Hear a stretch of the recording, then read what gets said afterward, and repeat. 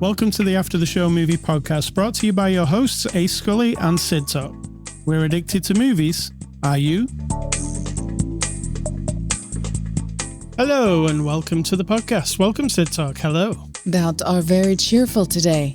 Very cheerful and It's trying to be chipper. It's not Victorian, was it? The age of this.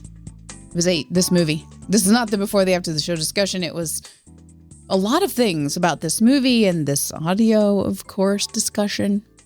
But yeah, what was the era of this movie? 1858, was it? Something like that. Yeah. In the 1800s. It's not Victorian. Edwardian, maybe?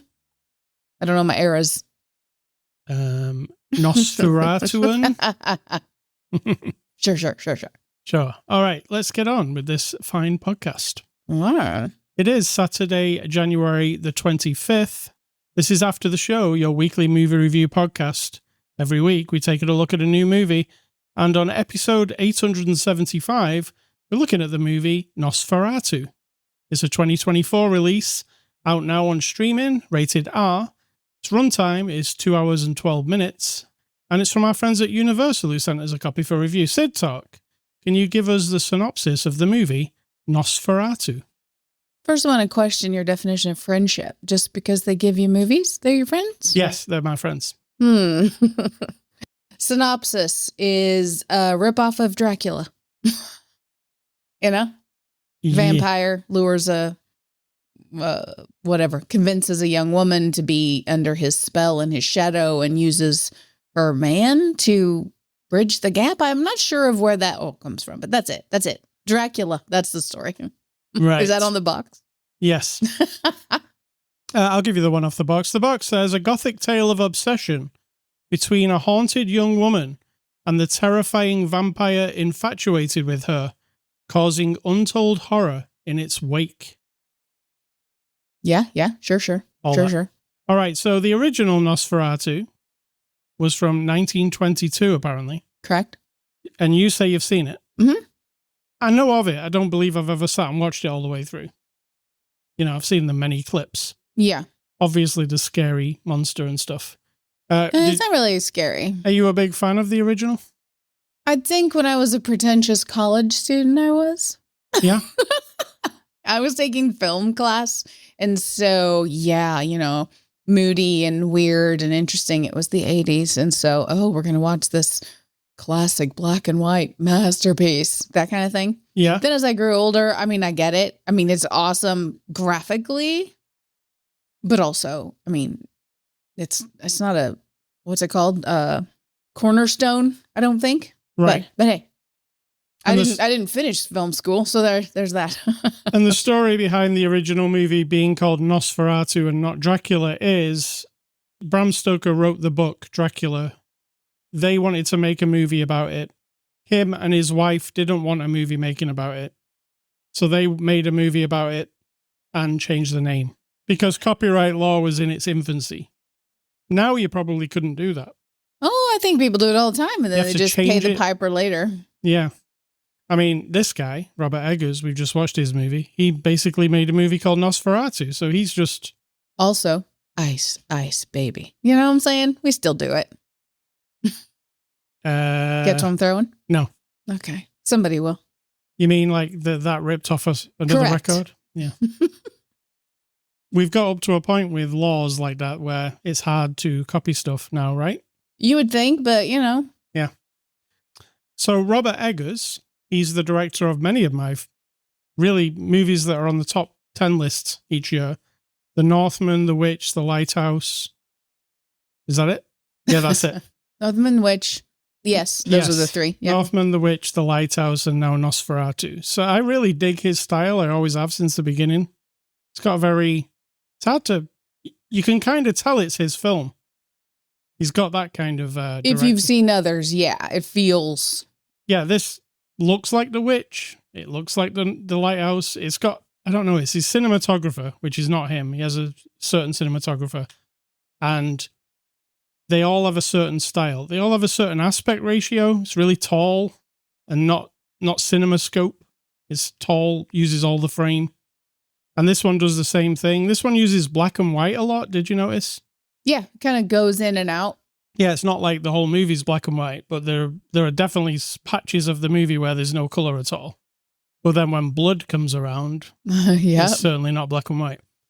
So this is really just a straight up telling of the original story, even down to like Bram Stoker's Dracula that you've seen by Francis Ford Coppola. It's that exact story, right? Pretty close. I've not seen Bram Stoker's Dracula for some time, but would Keanu Reeves' character be Nicholas Hoult in this movie? Right, okay. But it did play out differently in that movie. There was a lot of time, there was more time spent in his castle, remember? Oh, yeah, with all the ladies and all that shit, yeah. Yeah, it was like really extravagant. In this one, the castle's not that inviting, to be fair.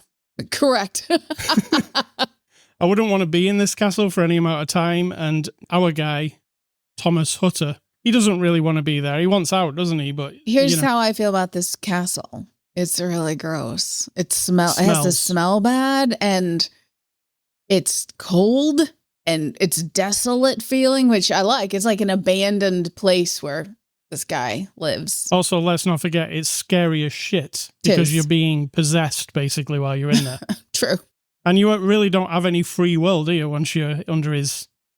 It doesn't appear to be so. No. Once he bites you and glamours you, as we like to call it nowadays, you're whatever he wants is what is going to happen. The way that he describes himself when he gets down to it, he is want, or he is, what was the word he used? Nosferatu himself is a longing for, or it's insatiable want. That's what he is. He's not like an actual person. He just is the greed and the hunger. And so the reason this young girl, when she was a girl, is when we find out that she was desperately lonely, and we don't know the whole circumstance of her life. We just see her begging for someone to come to her because she's so lonely. And then it somehow it's so dark and deep inside of her that she needs someone. She's so desperately lonely that he rises up from wherever he is, right? Yeah. Like the depths of whatever. We don't say hell, but we do say demons and God and all that. But he's just a feeling. And so the manifestation of that feeling is this grotesque, long-fingered, fingernailed dude, right? Yeah. That's what he is. He's not really what you think of as Dracula. He doesn't... No, he's not sleek and handsome or any of that stuff. Because he represents that she was so desperately alone, that to feel, and it's insatiable, that feeling. And then she met Thomas, and then she fell in love with Thomas and married him. Well, then her feeling of need went away, and this guy got pissed off, and now he's coming to grab her back. It's a jealousy tale. It is. And it's kind of like, it's kind of pathetic that in the end we're saying to the young woman, you're our salvation. As long as you let him lay with you, you will stop the plague, because he brings the plague to this place. And I think we're supposed to be under the impression that he brought the plague. That's sort of the origin. He definitely brought it. Yeah. There was no plague, and then he came, and then there was. Right.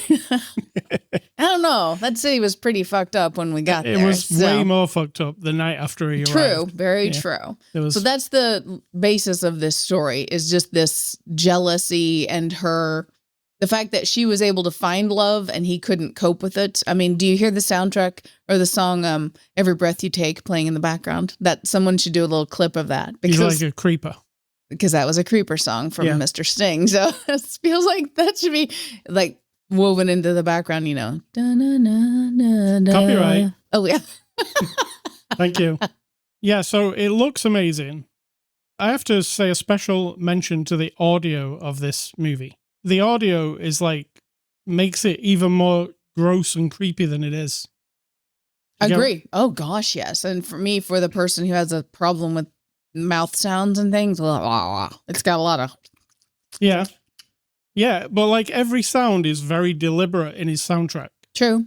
It goes around you all the time. It's like surround, enveloping you. And it has this really excellent... They're talking, it'll be a dialogue scene, and then something scary, it gets very loud. He also has the orchestra playing low, and then you can almost see in your mind the conductor telling them to play louder, and it gets really loud. And when Nosferatu appears, there's like this rumbling noise. It's epic, really, the soundtrack. An audio feast for the ears. Some movies, it doesn't matter if it's in surround sound, or I think this adds a lot of atmosphere. Because when you're in that castle and it's creaking and they're walking up them stairs, and you can even hear rats in the corner of the room in the back. Yeah. The scene doesn't really call for you to know there's rats in the back, but because of the audio, you do know that, and it makes you feel extra creeped out. So, yeah, audio, special. I was going to say, is it up for an Oscar for audio? And it might be. It's up for 4 Oscars, by the way, this movie. And I can see why, because the production is very good, right? Yes, very good. It's not actually up for any of the actors. It's up for the production and costuming and stuff. And technically, you can see all that on the screen. You can tell, oh yeah, that somebody's going to love this because the costumes are amazing. It's the right amount of, like you said, you can smell the city. Yeah. Oh yeah. It's gross. I mean, I can tell you what's in my head. It's gross. It's vomit and feces and sweat and mud. It's also, the scale of it is really big when it looks out over a vista and you see how big the city is. But I don't know how much of that is a real city or it's CG or what. Like it's hard to tell. So I buy everything. I said to you, like when he gets to this, near the beginning when he's traveling on the road on his horse, and then he arrives at this village. The village looks like a real place. I'm like, is this a real place or are we doing like a soundstage? I can't tell. That place also looked like it smelled bad. Everything smelled bad in this movie. Yeah. As far as the story goes, it does follow the original movie, as far as I can tell from reading on Wikipedia. It wasn't predictable for me because I actually wasn't sure what was going to happen at the end. Spoilers. Let's talk spoilers. All right. The ending, was you surprised by it? I was only surprised because I thought with making it in 2025, 2024, that they would inject a bit more. Well, so the premise is she is, okay, so we blame her because as a child, it's kind of like he was a child molester. Let's just put it that way. The way she describes it, she was a child when he first came to her. Then she grew up and then he was away from her and now he wants her back. Yeah. And we blame her. It's her fault that this has happened. And then he says to her, Defoe says to her, you're our savior. While we're going to do this, so what they do is they do a fake mission to go kill the guy in the castle when Willem Dafoe knows he's not really there. Right. And that she's the one that's going to have to end him. And then he says, you are our savior while we go on our fake mission. And so that's as close to like a modern idea of the woman has to do it to save everybody. Right. But we're also blaming you for the whole problem. We also call her hysterical and she's got, melancholy and all the things that have traditionally been piled upon women. The character actually said, if you weren't here, neither would he be. So that was blaming her, wasn't it? Yes, yeah. So I was thinking, are we going to flip it around? But so in the end, here's your big spoiler, in order to get rid of this guy, because the myth is, even in the movie, Willem Dafoe's guy who's obsessed with the occult says, the legend says if you get rid of the soil that he sleeps in and his casket, then he'll die because morning will come. But he admits that's probably not going to do the trick. The only thing that can save them is if he lies with her or lays with her. I don't know the proper use of that word. And I don't know if that's sex or just sucking her blood, because in the end, we don't really see. He kind of mounts her and sucks on her. Yeah, he just bites into her chest and that's it. There's no, but in order for him to go away and die, she has to lure him in and say, I will willingly do this for you, with you, whatever. And then, of course, she's got a hold of him when the sun's coming through the window and it then kills him, right? Yeah, which was cool. But the thing is, he says to her, it has to be you willing to do this. Right. But then for 3 nights, he causes her he kills her best friend. He kills her best friend's children. He says he's going to kill her husband. Oh, he ain't good. So it's not her will to do this. He is manipulating her, right? So she has to save everybody. So I was thinking, are we going to have a twist at the end where it's not like blame the woman and then everybody is fine. I don't know. But that didn't happen. So as far as being predictable, I knew the story. So I didn't know that he was going to shrivel up in the light. I liked that. I liked the way that he didn't just like explode into flames or whatever like we do with a lot of... He just kind of quietly passed away. Well, it was like the insides of him cooked like he was in a microwave. Yeah, but it wasn't like a big ta-da, like you say, or an explosion of blood, or he just died. And he's kind of grotesque looking. He's like, it's not what you think of Dracula, is it, at all? It's more of like a monster guy. Mm-hmm. Well, I mean, he's not even a disfigured. guy. Like I said, we're in this story. Yeah. We're given the idea that he's just that insatiable loneliness. Yeah, and he's not like the Dracula who's like charming and gets you to come in. He does that just by nothing. He uses Wi-Fi, right? Yes, mental Wi-Fi. You know what was amazing? This was amazing. And there's a scene where you see the shadow of his hand going across the village. Yes. And all the people screaming in terror because they're having nightmares because of it. Yeah, I love that. Yeah, that was really amazing. Good. And in fact, that might have been the shot of the movie. I was like, is that an actual shot from the original movie? Because it seems I think it is, yeah. Most of the shadows that you see where his hand is coming or his profile or him in the distance like a silhouette is very of the original. So audio good, video awesome. Let's get on to the actors. Lily Rose Depp as Ellen Hutter. What do you think? I think she did a fine job. I said, in the beginning, I don't know how they filmed these in order chronological. I don't know how, but there were moments when it was a little bit overly theatrical. But as you get into the movie and you start marinating in it, you realize this is of the times we're trying to portray. It's supposed to be theatrical. Yeah, but then she really... everybody, and you're going to say it too, everybody melts into their roles in a way that I accept the way they deliver everything, the vibe that it gives off. And I thought that there were moments when she was, I don't know her mind and I don't know of her very much, but she was just like, I'm going for it. Yeah, there was just going for it. Let's call them kind of like possession scenes. Yeah. Where she's throwing a body, a bit like Reagan in The Exorcist, her body's like all over the show. That was really committing to it. You could tell it was her doing it. Absolutely. So yeah, she does really go for it. Nicholas Hoult plays Thomas Hutter. You'll know Nicholas Hoult from Fury Road. And yes. Also, another vampire movie, Renfield. Yes, true. Yeah. Renfield. No, I like this one. He was Renfield. More than Renfield. I don't like to compare, but as an experience and the story, I prefer this one, but. Yeah, and he was exceptionally good too. He's good. I don't know about exceptional. He is functional a lot, and also I get the vibe that he's sort of a hapless, I don't really know what's going on, I'm just doing what I gotta do kind of guy. He's also a terrified guy. When he gets terrified, he's very terrified. Yeah, there is no, he doesn't defend himself. He doesn't like stand up to this guy. I don't know that you can, but he gives no resistance. He just kind of weak. I feel like he plays the guy he's supposed to be. He plays it really well. Because the guy, he's not a hero. No. You can tell when they send him off on his little mission at the beginning, you're like, he doesn't want to go on a mission like that. Well, his mission isn't really a mission. He's been told by his boss to go meet with this count who wants to buy a property in London. I guess it's London, right? That's it. He just has to travel and get the guy to sign the paperwork. It feels like a mission because he has to travel how far?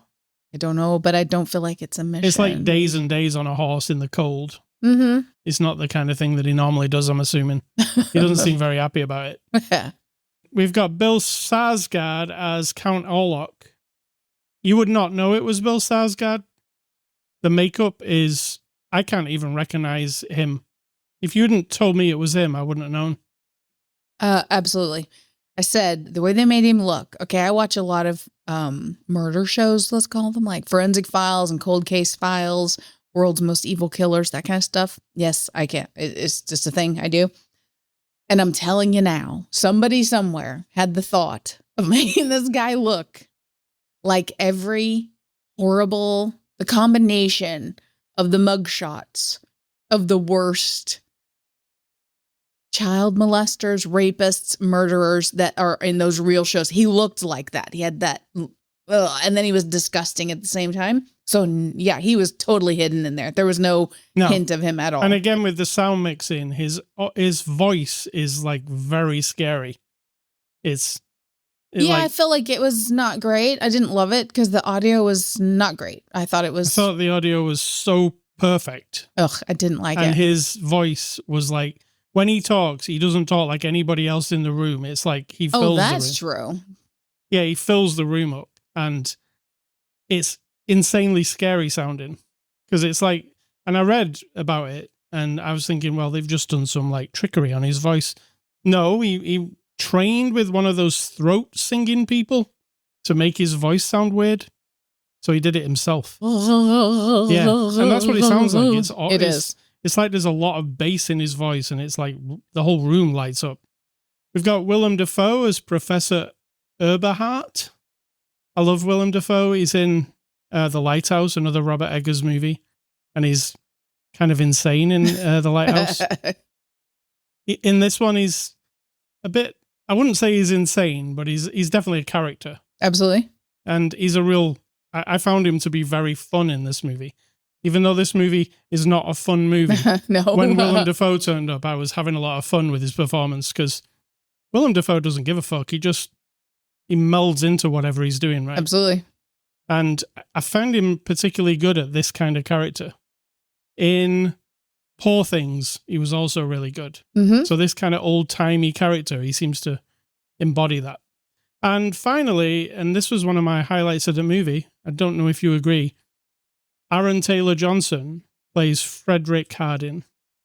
His performance was just awesome.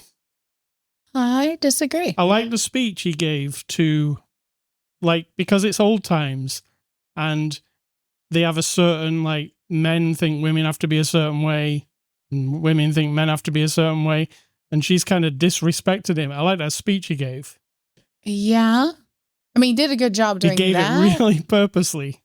He's like, and then later on, when he loses literally everything.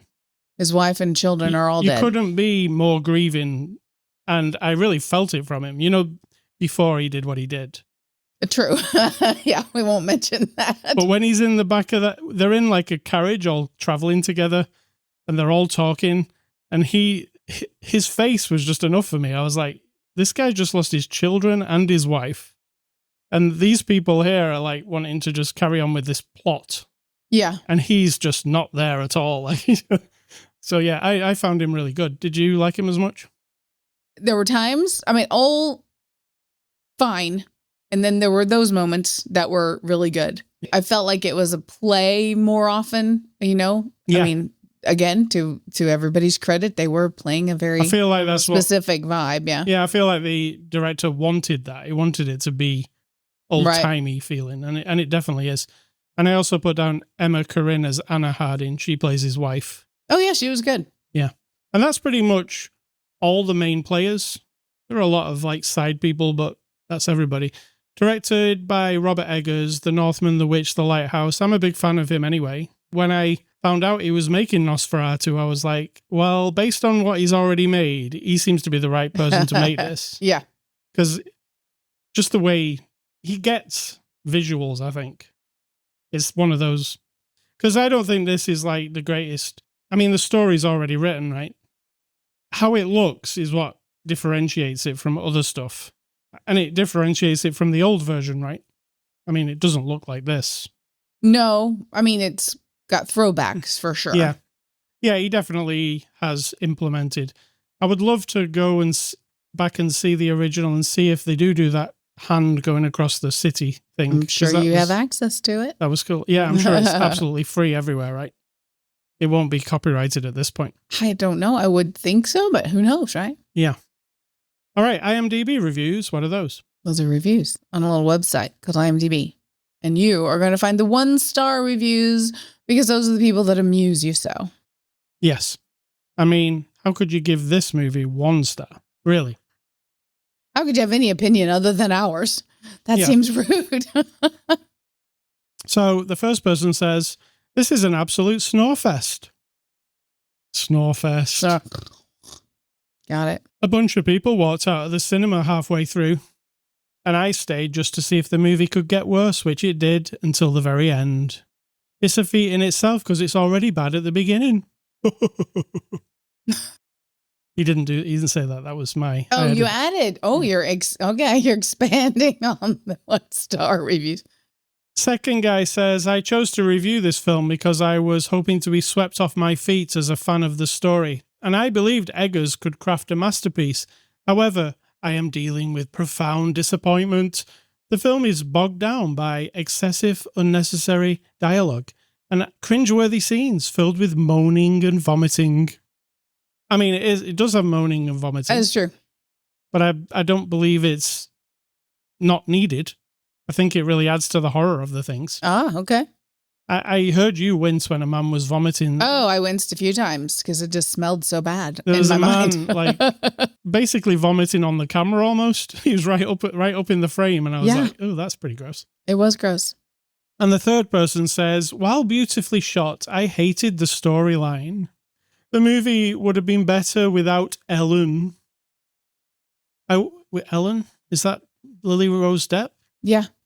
No, she's the main thing.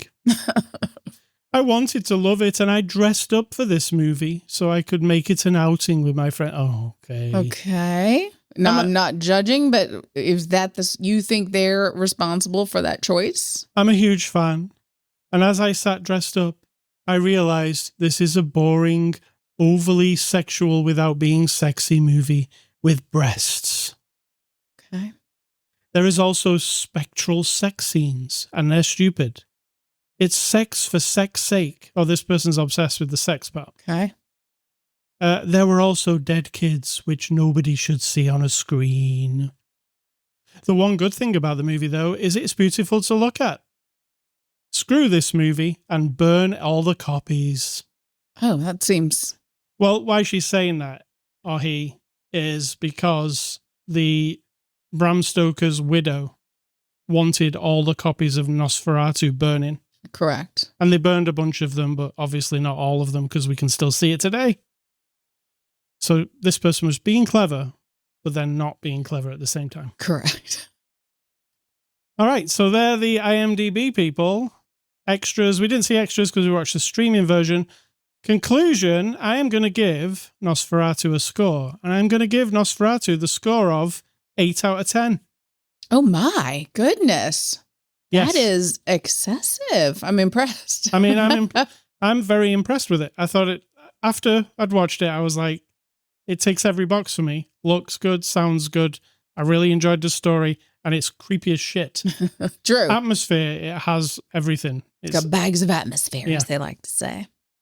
So 8 out of 10. I'm going to give it a 7.7. It's pretty close to it. It is close. It's close. All right. Thank you, Sid Talk. Next week, we're going to watch the movie A Real Pain. Okay. You know it? No. It is directed by, it's the first directing job for Mr. Jesse Eisenberg. Do you know him? I've heard of him. Yes. Yeah, you do know him. He was Lex Luthor, wasn't he? Yeah. Yeah. All right, movie recommendations. I'm just going to give you 2 Robert Eggers movies, the ones that I really like a lot. The Witch, his original movie. You do love that one. It's very good. And The Northman, which is bonkers, The Northman. It's bonkers, just like The Lighthouse. If you like a really gritty Viking movie that about halfway through changes into something almost different than Viking movie. Also smells bad. It has to smell bad. Yeah. That world they live in is very... And it also has a Skarsgård in it. Correct. It's really good. The Northman. Yours are? Mine are going to all of horror for all of time. So keep that in mind. All time. Movies have been around. See, this original Nosferatu is over 100 years old. 102 or 3 years old. Mm-hmm. So I was like, well, horror or science fiction has been going the whole time, actually, from the very beginning. And so in the horror category, it's considered horror. From 1898 is The Astronomer's Dream or The Man in the Moon. So you may have seen this where it's very cartoony. The men get on a ship, it flies, the moon is a face, and the ship lands in its eyeball. And it's, gritty. It's like a stop frame animation, and all the special effects obviously are just in film because it was 1898. There was no computer then, kids, in case you didn't know. Then we have Nosferatu, like you said, from 1922. Then Un Chien Andalou, which is made by Salvador Dali and a filmmaker, I forget who. It's the one where the eyeball gets cut open. Yeah. That's also from like 1921-ish. And then we have Dracula and Frankenstein, also from like the early 30s. Right. So horror and these kinds of stories, because the stories were written way before, remember? We didn't invent the idea of horror movies or horror stories or terrible, gritty things, because you know what? Humans have dealt with terrible things for all eternity, forever, since the beginning of time. So I just find it fascinating that even in films, the newest, the earliest ones, we even went to science fiction and horror and kind of creepy stories. All right. Thank you, Sid Talk. No problem. Well said, well said. Yeah. Hey, Scully Stuff, I've been playing a new game this week called Gravelord. Did you probably didn't see this one? Okay, so this one, even they say it on the blurb. I got a key for review. It's on Steam. They call it a boomer shooter. Do you get what they're saying with that? I think so. So I'm a boomer, am I? Or am I not? You're not. So this is why they're all fucking idiots. Somebody older than me. They don't even know who boomers are. I think they're anymore. just saying boomers are just old people to them. Yeah, and they're wrong. So if older than them, if you want to use a term that someone else invented to label a bunch of people because you're an idiot, and that's what I'm gonna say, then get it right. At least get it right. Yes. All right. So this genre of game. You know why my attitude is so shitty? Because I'm from Generation X, motherfucker. Right. This whole boomer shooter thing, it's a whole section on Steam now. So any games that are similar to what they say are boomer shooters, which would be like Doom, Quake, Wolfenstein. Getting on my nerves. So shooting games from the 1990s is what we're saying. 3D, but rudimentary 3D, very basic. So what Gravelord is it's a new version of something like Quake. So it's a bunch of these handcrafted levels, and there's enemies. You're like a guy who, what do you call him? What's a guy who looks after a graveyard? Oh, I would have told you if you didn't say it. Not an undertaker? Why am I thinking undertaker? It's not that. Kind of like that, but I know what you're talking about. Gravekeeper, is that right? Maybe. So you're that guy, the guy with the shovel who works in the graveyard. Okay. And through the beginning of the game, it's explained to you, you end up being like stuck in basically a really flimsy excuse for you to be in an arena full of like enemies of the undead. And you, the graveyard guy, gravekeeper, he's got a smart mouth like Duke Nukem back in the day. So they're just borrowing from a lot of the old games. Now, what's cool about this game is because it's like graphically lo-fi, I would call it, it runs exceptionally smooth because like today's computers are like supercomputers compared to the computers of then. Sure. So this runs at like, on my monitor, it runs at 300 frames a second. It's super slick. Like, because it runs so fast and smooth, all the movements, and it's super accurate. So you're playing with a mouse and keyboard. It doesn't support controller. It's just aimed at like the old shooter playing with the mouse and keyboard. But it's so precise and smooth. It feels amazing. It's like how you would have hoped Doom and Quake felt back in the day, but your computer wasn't quite up to it at the time. Right. So it kind of felt a bit jerky. No, this is slick and smooth. Let me read you what it says. This is the actual synopsis of the game. Gravelord is a fast-paced boomer shooter voiced by a badass protagonist featuring handcrafted levels filled with secrets and hordes of enemies to kill. Dish out brutal carnage with powerful guns and collect tarot cards to gain even more killing power. Let's put the fun back in Funeral. Oh my. See what they're saying? Oh my. Yeah. So it's really fun. It's just, if you like really fast-paced shooters with barely any story, forget about the story. It's really about shooting things very fast. There's lots of like secrets to unlock, upgrades to do. I'd say if you like Doom, Quake, Wolfenstein, Duke Nukem 3D, this is a game you should be looking at. It's called Gravelord. It's on Steam, and it costs $19.79. What a weird price. Is it worth it? Yeah, that's what it costs. I think so. I've had a really fun. I've played like maybe the first 5 levels. The levels are quite long as well. It's very fun. Gravelord is on Steam. Sid Talk, what's for dinner? I think we've come to the conclusion that Taco Bell might be the food of choice. Yes. And what's your advice? And let's get out of here. Is it advice? Are we going to say it's advice? No. I'm just going to say this is your life. Doing it wrong is not a real thing. That's an invention of people who are driven to be control freaks, right? Right.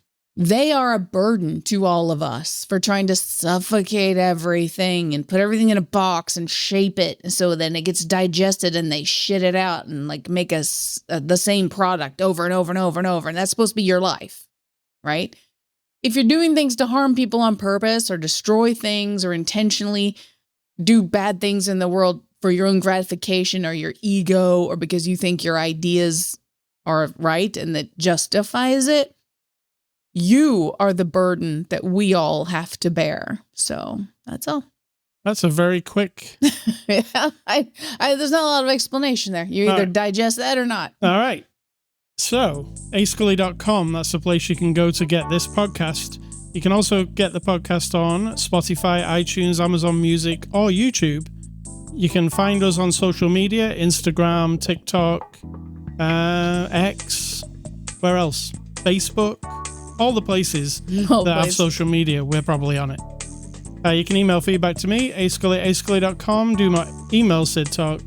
She does not want your email. I want your email. She doesn't. And let's say stay classy, Robert Eggers, and his next movie is a 13th century werewolf movie. Oh my. So, yeah. And I'm going to say, think for yourselves or someone will do it for you.